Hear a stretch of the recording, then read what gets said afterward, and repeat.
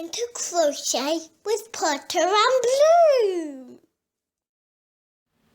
Hello, this is another swatch video, and as per usual I've done a 15 stitch starting chain, and this is going to be a treble swatch.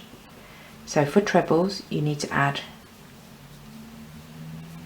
3 more stitches to your starting chain, because with a treble you always go into the 4th stitch from the hook. So those 3 extra trebles, sorry, the 3 extra stitches that you do, they count as your first treble.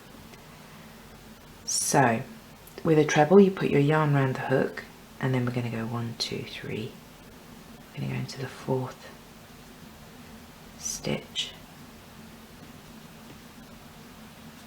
from the hook. Wrap your yarn round, pull through 2, wrap your yarn round, pull through 2. Yarn round hook, into the next stitch,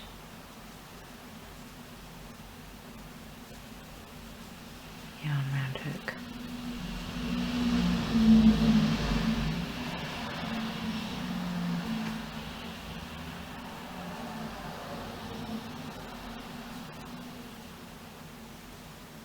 So I like trebles. For US viewers, these are doubles. Gosh, it's so confusing, isn't it?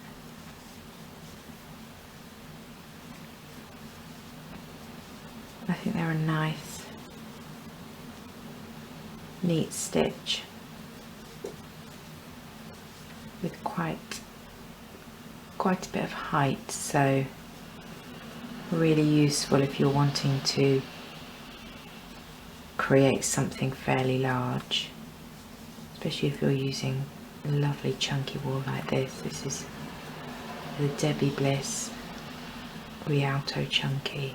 I really like it. It feels so soft.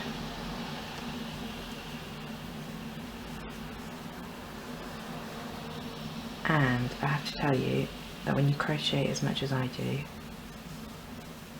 you need soft wool in your hands.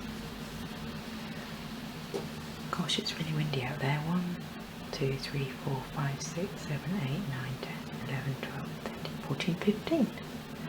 So that's your first row. So with trebles, you chain 3. And actually, I'm quite naughty. Sometimes if I'm using quite chunky yarn, I will just loosely chain 2, because I think it looks a bit neater. I'm a bit of a rebel like that, you know, rebelling against all of the crochet standards. Yes, right, sorry, I've just gone off onto a tangent. I don't know what I'm doing. Right, chain 3. So we chain 3 and we miss our first stitch. So when you're doing treble rows, you always chain 3 and you always miss your first stitch, which means that we go into this stitch. Now this chain 3, that counts as our first stitch. So that's 1, 2, and we go along treble in.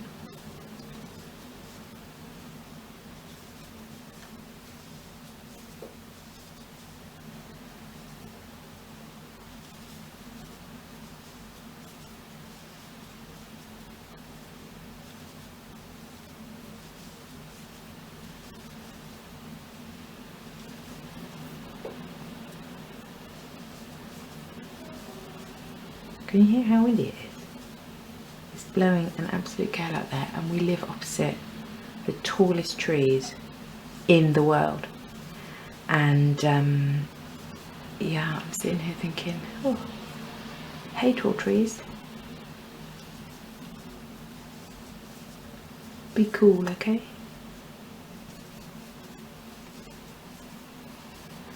Okay. So we've got to the end. We've got 1, 2, 3, 4, 5, 6, 7, 8, 9, 10, 11, 12, 13. So we go into the last stitch, 14. And we also go into the top of the beginning chain 3. Now it's not a chain 3. Just see, sometimes I forget to look at the screen to make sure that I am showing you. I literally could just be crocheting and not showing you anything at all. Yep, we're going into the top of the chain 3. You didn't chain 3, it was just that beginning when you went into the 4th chain from the hook. You're going into the top of that. So 1, 2, 3, turn your work. Sometimes I turn my hook 2, but normally I am too lazy. And this is what a treble swatch looks like. It swatches up quite nicely. Oh, I just love crochet. I just love the fact that those little legs all look like bum bums, don't they? All in a row. Little bum bums. Right, so again we've chained 3 and we're missing our first stitch, so we're going into this second stitch.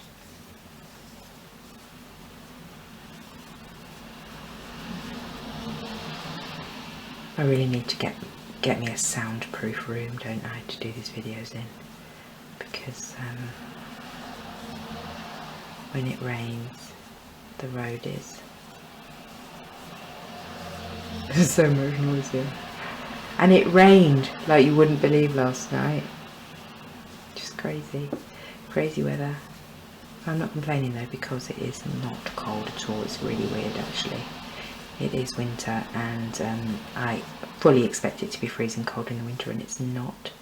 It's really mild and a bit freaky. And in fact there were daffodils out in December. Daffodils in December. I'm completely freaked by that whole concept. It's not right, is it? What are those daffodils going to do when it gets cold, if it gets cold? Okay, so we've got to the end of our row, and can you see this is our turning chain from the previous row? We're going into the top of that turning chain. Now please don't worry about whereabouts you go into that turning chain. I just ram the hook in anywhere. Chain 3 and then turn.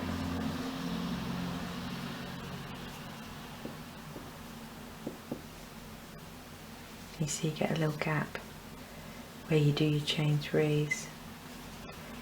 There are some people that are not fans of the gap, and there are techniques whereby you can do treble rows and not have gaps. Basically all that you do is that you chain 3, you don't miss your first stitch,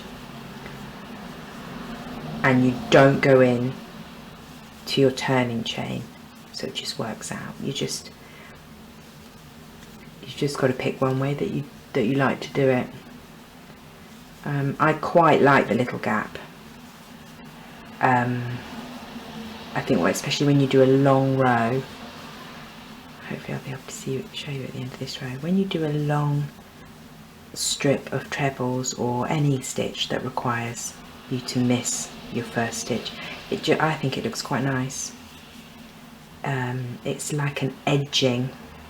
It's like fabric edging, you know, with fabric, when you buy fabric on a roll and the edges sort of have those little puncture marks in them, maybe where they were on the, it reminds me of that. So can you see I've got one either end, but these, my lovely people, the trebles, ooh, they feel so gorgeous.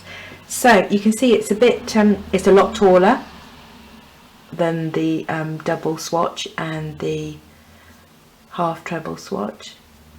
It's quite a much taller stitch, but it looks lovely, doesn't it? I really like it. So that's treble rows. It's a nice swatch of trebles. Yeah, I hope that was useful, and I'll see you in the next video. Bye bye.